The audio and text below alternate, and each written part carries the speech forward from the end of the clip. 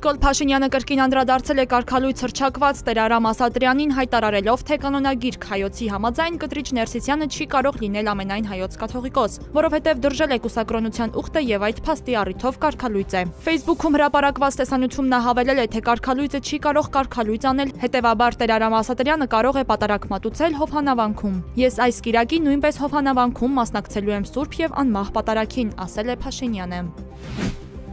Ծափաթաղում կորած 3-ամյա Տիգրան Հովհաննեսովի որոնողական աշխատանքները շարունակվում են, ներգրավված են ոստիկանության եւ փրկարար ծառայության մի քանի 100 աշխատակիցներ։ Ոստիկանությունից հայտնում են, որ որոնումներն իրականացվում են 7 ուղղությամբ, օգտագործվում է 6 ամենագնաց եւ տեխնիկական այլ միջոցներ։ Որոնումներին մասնակցում են նաեւ Ծափաթաղ գյուղի մերձակա բնակավայրերի բնակիչներ եւ մարզի տարբեր բնակավայրերից կամավորներ։ Փոքրիկի կորելու մասին հայտնի դարձավ հոկտեմբերի 27-ի երեկոյան։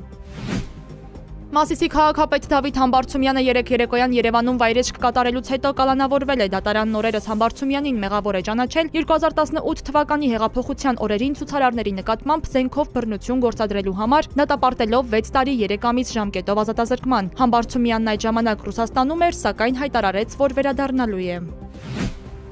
Առաջիկա ամիսներին Ուկրաինային որպես օգնություն կհատկացվի $2 միլիարդ, հայտնել է ՆԱՏՕ-ում ԱՄՆ մշտական ներկայացուցիչ Մեթյու Ուիթաքերը։ Նա պարզաբանել է, որ դեկտեմբերի սկզբին տեղի կունենա Դաշինքի արտաքին գործերի նախարարների հանդիպում, որը կդառնա այդ ամենի յուրատեսակ ավարտը։ Բացի այդ, հաջորդ տարի ԱՄՆ-ն եվրոպական երկրների միջոցով Ուկրաինային կմատակարարի 12 կամ 15 միլիարդ դոլարի ամերիկյան զենք։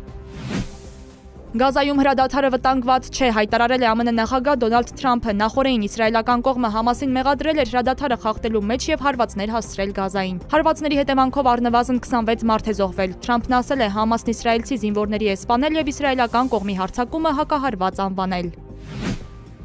Ստամբուլի արևելյան հատվածում 6 հարկանի շենք է փլուզվել, փլատակներում կարող է լինել 5 հոգուց բաղկացած ընտանիք, այդ թվում երեխաներ։ Փլուզման պատճառը դեռևս պարզ չէ։ Հայտնի է միայն, որ մոտակայքում մետրոյի գծի անցկացման աշխատանքներ են տարվել։ Հարակից շենքերի բնակիչներին ժամանակավորապես տարհանել են անվտանգ տարածք։ Հայաստանի տարածքում հոկտեմբերի 29-ից 3-ն առանձին շրջաններում 30-ի գիշերը շրջանների զգալի մասում սպասվում են տեղումներ։ Հոկտեմբերի 30-ի գիշերն առանձին լեռնային շրջաններում տեղումները կդիտվեն թաց-ձյան, հովտային շրջաններում անձրևի տեսքով։ Օդի ջերմաստիճանը հոկտեմբերի 29-ից 30-ին կնվազի 6-ից 9 աստիճանով։ Երևանում նույնպես սպասվում է անձրև։ Այսօր ցերեկը մայրաքաղաքում կլինի 19-ից 21, երեկոյան ժամերին 12-ից 14 աստիճան տաքություն։